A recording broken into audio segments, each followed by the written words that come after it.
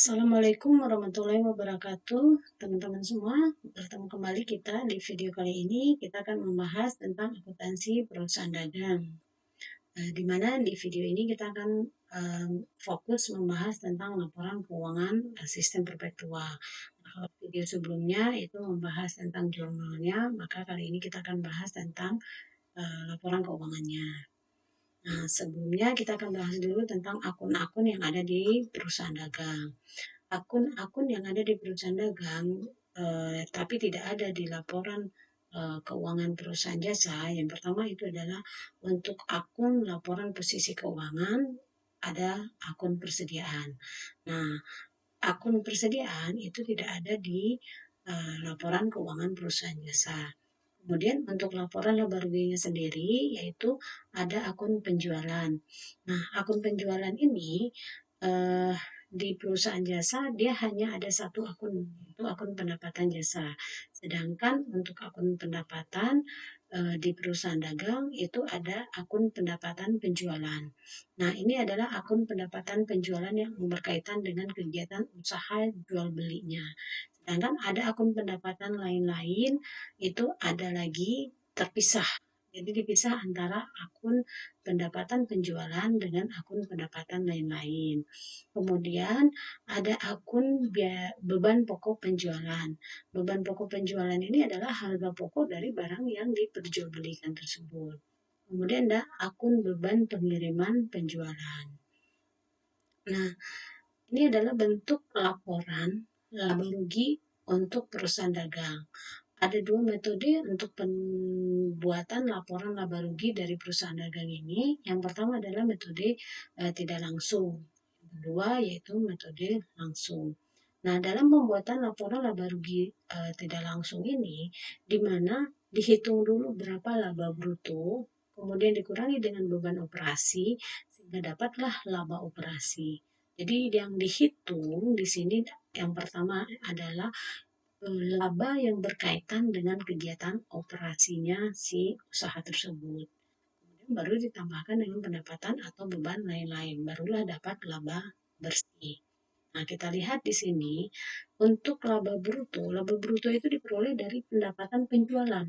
Jadi hanya kegiatan penjualannya saja. Nah, penjualan dikurangi dengan beban pokok penjualan sehingga menghasilkan laba bruto atau laba kotor. Nah, kemudian baru laba kotor tersebut dikurangi dengan beban operasi, beban yang berkaitan dengan kegiatan usaha dagangnya. Jadi, di sini ada beban penjualan dan ada beban administrasi. Nah, total beban operasi tersebut di sini nilainya adalah 126.720. Totalnya inilah yang dikurangi dengan laba bruto. Jadi laba bruto dikurangi dengan beban administrasi dan penjualan sehingga dapatlah laba operasi. Nah, laba operasi inilah kemudian yang baru dikurangi dengan pendapatan dan beban lain-lain. Jadi pendapatan dan beban lain-lain itu terpisah dari laporan laba operasi, ya. Jadi pendapatan dan beban lain-lain itu bisa jadi terdapat atau berupa pendapatan sewa. Nah, kenapa pendapatan sewa ini masuk ke dalam kelompok pendapatan lain-lain? Misalkan pendapatan sewa ini adalah pendapatan sewa atas misalkan ada gudang atau bangunan yang tidak digunakan atau yang kosong, daripada dibiarkan tidak terpakai kosong, lebih baik disewakan sehingga bisa menghasilkan pendapatan sewa.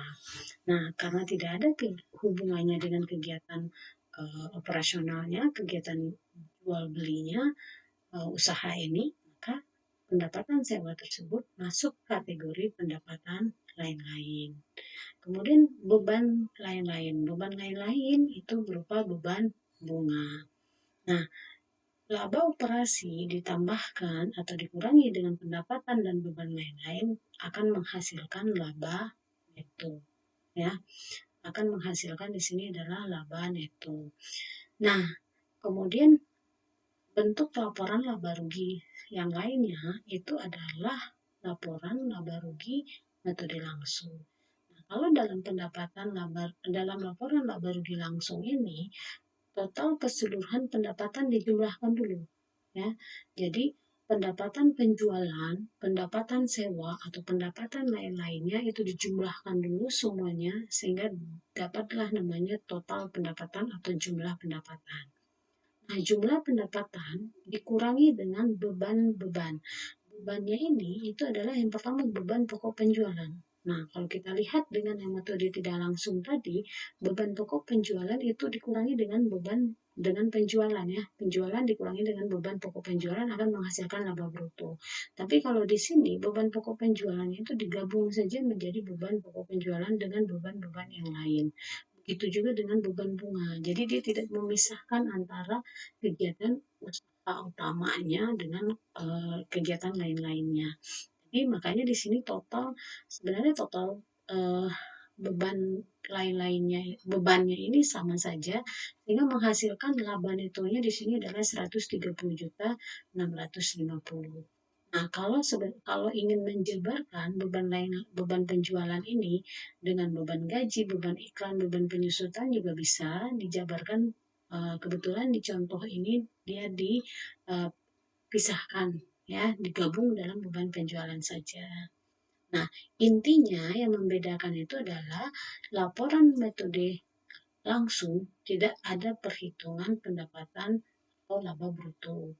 Sedangkan laporan metode tidak langsung ada laba brutonya dan ada laba operasi. Selanjutnya kita akan membahas tentang jurnal penyesuaian untuk kehilangan persediaan.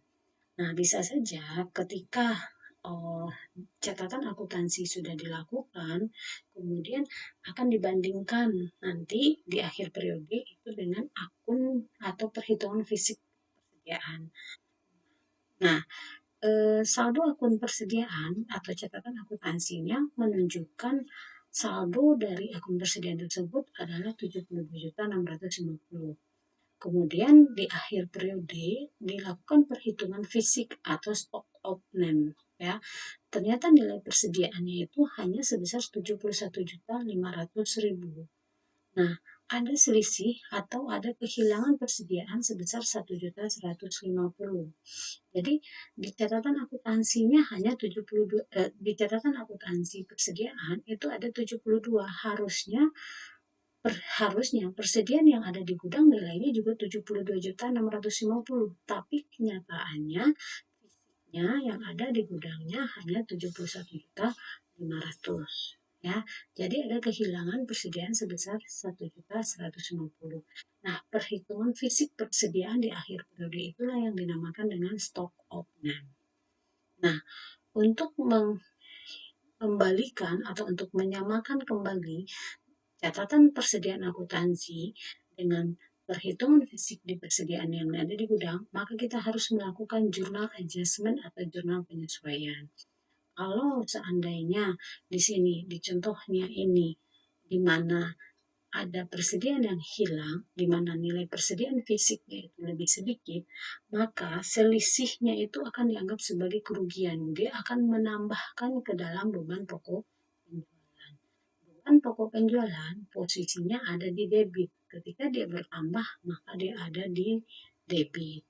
Di sisi kreditnya, kita akan mengkreditkan nilai persediaan. Karena menurut catatan akuntansi, nilai persediaannya adalah 72 juta, sedangkan fisiknya nilainya adalah 71 juta. Artinya kita harus mencatat nilai persediaan tersebut sesuai dengan fisik yang ada.